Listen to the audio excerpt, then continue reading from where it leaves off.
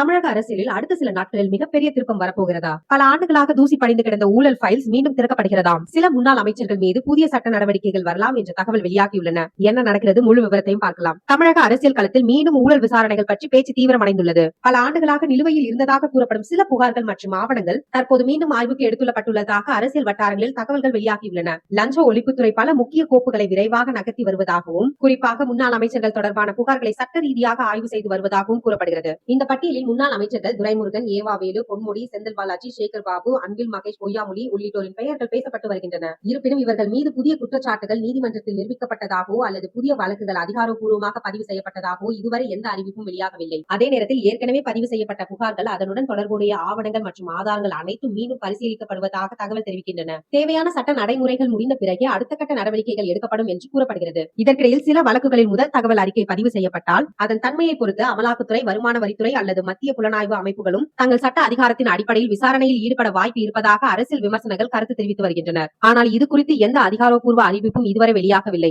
மற்றொரு முக்கிய அம்சமாக இந்த நடவடிக்கையில் ஒரு குறிப்பிட்ட அரசியல் கட்சியை மட்டும் குறிவைத்து நடைபெறக்கூடாது என்பதை பொதுமக்களின் எதிர்பார்ப்பாக உள்ளது. ஆட்சியில் இருந்த காலத்தில் யார் தவறு செய்திருந்தாலும் ஆதாரங்களின் அடிப்படையில் சட்டம் அனைவருக்கும் சமமாக செயல்பட வேண்டும் என்பதை பலரின் கருத்தாக உள்ளது. சமீப காலமாக ஊழல் தொடர்பான பழைய ஃபைல்கள் மீண்டும் பேச்சு பொருளாகி வரும் நிலையில் தமிழக அரசியலில் அடுத்த சில வாரங்கள் மிகவும் முக்கியமானதாக இருக்கும் என அரசியல் பார்வையாளர்கள் கருதுகின்றனர். இப்போது அனைவரின் கவனமும் ஒரே கேள்வியில் தான் உள்ளது. இந்த தகவல்கள் வெறும் அரசியல் பரபரப்பாக முடிந்துவிடுமா அல்லது உண்மையிலேயே புதிய வழக்குகள், புதிய விசாரணைகள், புதிய நடவடிக்கைகள் தொடங்க போகிறதா என்பதற்கான பதில் வரும் நாட்களில் அதிகாரப்பூர்வ அறிவிப்புகள் வெளியாகும் போதுதான் தெரிய வரும். இந்த விவகாரத்தில் உங்கள் கருத்து என்ன? ஊழல் குற்றச்சாட்டுகள் குறித்து எந்த கட்சியாக இருந்தாலும் முழுமையான விசாரணை நடத்தப்பட வேண்டுமா? உங்கள் கருத்தை கமெண்ட்ல சொல்லுங்க.